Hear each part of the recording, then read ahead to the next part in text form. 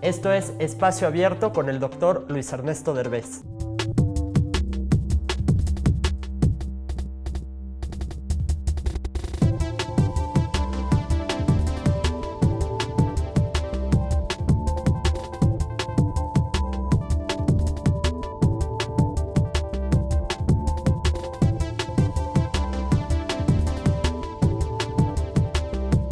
Yo diría, Pedro, que el tema de la semana realmente es cómo la impunidad afecta a México. Y el ejemplo preciso, claro, de cómo se da esto es Javier Duarte. Porque Javier Duarte es un individuo que, estando en México, se atreve a ir a un noticiero, está enfrente de todo el público y le dice a la persona que lo está entrevistando que él va a dejar el puesto porque se quiere defender públicamente. Y la persona le pregunta, ¿usted no va a huir? Y le contesta, por supuesto que no. ¿Va usted a huir? Por supuesto que no, me quedo en Veracruz. Me quedo en Veracruz, Carlos. Esa es una pregunta muy importante y qué bueno que me la haces. No es un tema de huir, es ni va al a huir, revés. Ni se va a esconder. Es al revés, es para dar la cara. Y el señor al día siguiente no solamente se va, sino que le prestan un helicóptero para que en él llegue a la frontera con Guatemala. Todo mundo sabemos que está en Guatemala, obviamente. Hoy lo atrapan y hasta el momento todo lo que está pasando es mucho grito, muchos descaros de todo mundo, y lo que nos está dando es castíguenlo. Al señor hay que castigarlo. Y vemos a la familia, ¿no? Y la familia llega en un avión privado. Y después de que llega en un avión privado, se van en un avión comercial, saliendo normalmente, y el señor se atreve a decir que no tiene dinero para un abogado. Y los mexicanos nos quedamos viendo dónde, en qué momento vamos a detener a este hombre. En verdad, vamos a agarrar a toda su familia y vamos a resolver algo que es fundamental, que no quede impune, el imperio de la ley, todos parejos ante la ley. Pero ¿no considera usted que es un avance su detención? Y por ejemplo, el que hayan detenido a su contador en Barcelona, Sí. el hecho de que poco a poco se estén pescando a las cabezas. Y los mexicanos lo que tenemos que entender es algo que es fundamental. Esto está ocurriendo porque hay consecuencias, es decir, porque o políticamente el partido que está en este momento en el poder está recibiendo el impacto negativo de este nivel de corrupción e impunidad que observamos los mexicanos y por lo tanto estamos tomando una acción, o más importante, porque en efecto existen instituciones, llámese la Procuraduría de la Justicia de la Nación, llámese la Corte X, que está reaccionando, pero también por algo que es importante, porque los mexicanos estamos pidiendo que no siga existiendo la impunidad. Y lo que estamos diciendo los mexicanos es, me la voy a cobrar, o me la cobro a través de una cosa que se llama una elección, o me la cobro a través de otra cosa que va a ser empezar a boicotear pagos, cosas y demás que no voy a llevar a cabo como nación. Por eso es muy importante la institucionalidad, por eso es muy importante que sí haya una independencia entre el Poder Judicial, el Poder Ejecutivo y el Poder Legislativo, para que actúe esa balanza y nos permita decir, el señor estaba en el Ejecutivo, pero el Ejecutivo no lo puede proteger, porque hay otras instancias autónomas que están funcionando. Por eso estamos pidiendo que haya un fiscal independiente en México. Ese es el propósito. Un fiscal independiente es fundamental para México, una fiscalía independiente. Por eso lo que viene, que es esta transformación institucional, es fundamental para México.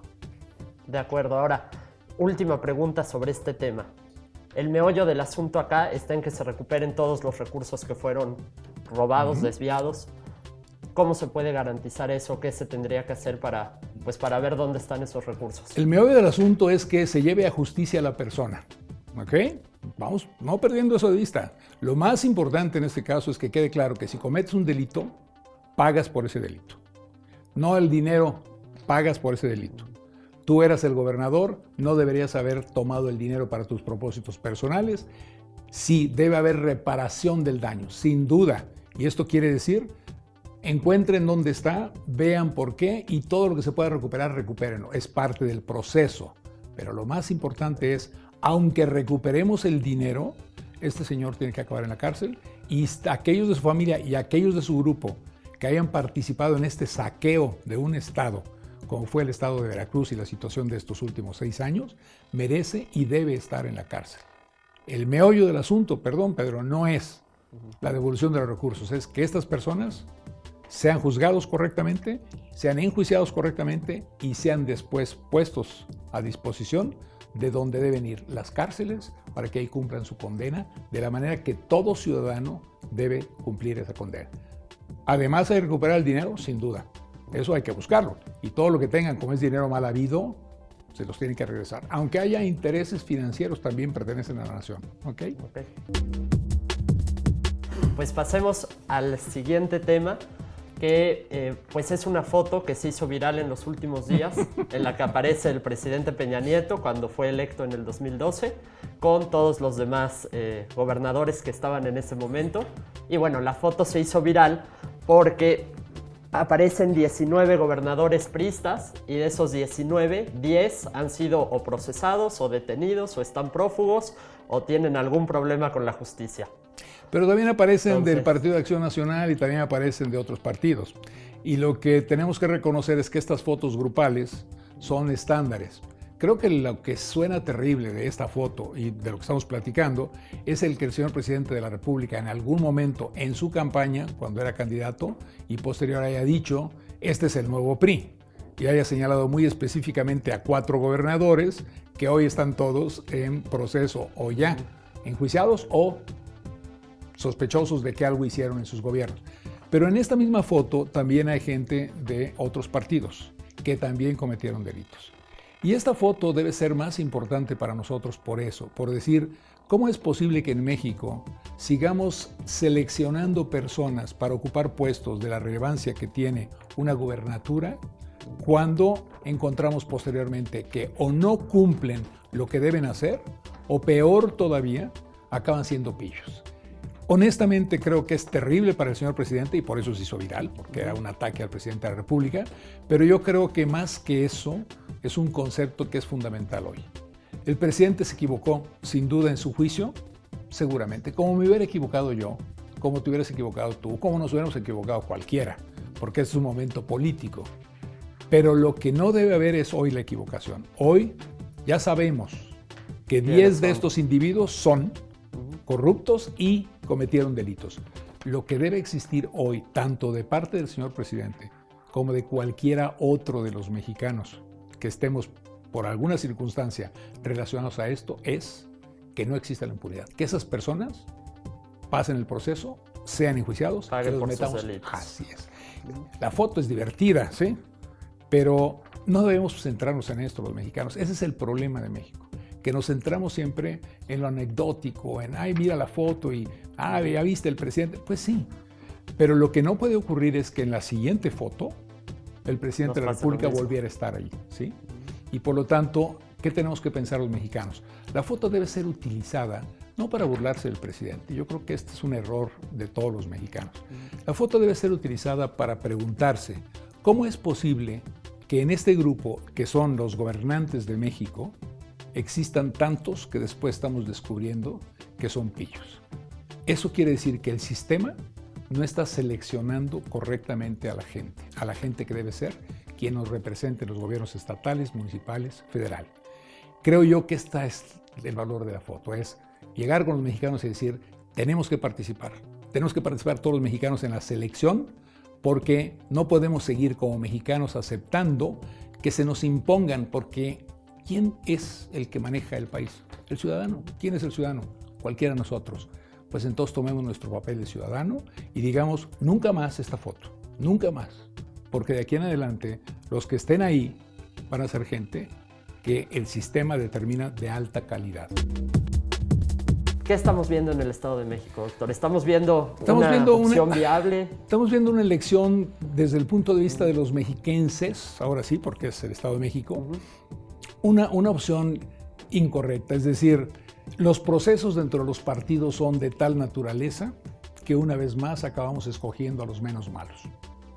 No son procesos necesariamente transparentes, aún el de mi propio partido. Yo soy de Acción Nacional y puedo decirte que sin duda tienen a la mejor candidata en este momento y también el partido tiene a la mejor candidata que pudo haber seleccionado. Pero el proceso de selección debe ser un proceso mucho más transparente, mucho más abierto. Aún la mejor candidata de nuestro partido debió haber pasado por un proceso en el cual los que somos miembros del partido en el Estado de México hubieran votado definitivamente por quién y haber definido de esa forma. En nuestro reglamento como Partido de Acción Nacional existe la opción que se utilizó, que es a través de una encuesta y la decisión del Consejo. Pero me parece hoy que, dada la importancia de seleccionar al mejor, sí debe ser un proceso en el que pasen por esta elección interna. Si no lo haces bien ahí, si no lo haces bien en Morena, como no se hizo porque también fue prácticamente dedazo, y como ocurrió también en el Estado de México desde el punto de vista del Partido Revolución Institucional, que fue dedazo, si cuando Isidro Pastor se quiere lanzar le creas situaciones en las cuales ya no puede participar porque o lo descalifican, y aunque ahora el Tribunal Electoral lo vaya a aprobar una vez, lo sacaste de la contienda durante 1 o 2 semanas, estás limitando la posibilidad para la gente de escoger correctamente. ¿Qué deberíamos hacer? Un proceso mucho más transparente en todos los partidos. Segundo, verdaderamente una evaluación de lo que dicen y presentan los candidatos, porque por ahí tenemos una situación en la cual una de las personas que está de candidato está siendo más bien la sombra detrás de alguien más, Andrés Manuel, que le está realmente llevando la campaña. Pues yo creo que la gente debe entender que quien va a gobernar el Estado de México no es Andrés Manuel López Obrador, sino es Delfina Gómez. Y ella es, por lo tanto, a quien debería la gente estar cuestionando, estar preguntando, viendo su programa. Y lo mismo pasa por Josefina y lo mismo debe pasar por Alfredo del Mazo. Es decir, ustedes díganme a mí, déjenme ver su programa y díganme cómo van a fortalecer las instituciones. No soy honesto, no soy corrupto. Pues digo, yo me atrevería a preguntarle al auditorio que nos esté viendo, ¿quién de los que nos está viendo diría que es corrupto? Entonces, eso no es una cualidad en sí que los mexicanos no tengamos. Yo diría que la mayor parte de los mexicanos no somos corruptos y que la mayor parte de los mexicanos podemos caer en corrupción si nos lo permite el sistema. Entonces, ¿cómo van a fortalecer ese sistema? Y es algo que se debe preguntar a los candidatos y que ellos respondan, que ellos definan y podamos evaluar programas. Ese para mí es el verdadero problema, no solo de la elección del Estado de México, lo tienes también en Coahuila, lo tienes en Nayarit y lo vas a tener el año que entra, en la elección presidencial y lo demás que se dé. Nada más, por último, ¿el voto nulo? ¿Se vale el voto nulo? No el abstencionismo, ¿se vale anular el voto? Sí, se vale anular el voto si podemos cambiar entonces un concepto que sería fundamental en nuestras leyes, y es, si no se da un porcentaje determinado de votos válidos en un proceso electoral, se anula la elección. Porque lo que tú estarías diciendo como ciudadano es, quiero que se anule la elección. O sea, de los que están enfrente, ninguno. Voy a votar para que vean que sí me interesa mi responsabilidad ciudadana, pero quiero dejar en claro que ninguno de ellos. Vale siempre y cuando cambiamos entonces las leyes electorales y dejemos en claro algo que es fundamental. Si no se obtiene el 50%, no sé, el número que le guste a la gente, de los votos, entonces se anula la elección. Ahí vale el voto nulo. ¿Queremos los mexicanos que cuente el voto nulo? Trabajemos los mexicanos a cambiar las leyes electorales para que se incorpore una cláusula que diga, si hay tal volumen de votos nulos, se anula la elección. Ah, perfecto. Entonces el voto nulo cuenta. Pero hoy no cuenta y es equivalente a no ir. Y francamente, pues ya en ese caso ni para qué se molestan en ir, ¿no? De acuerdo.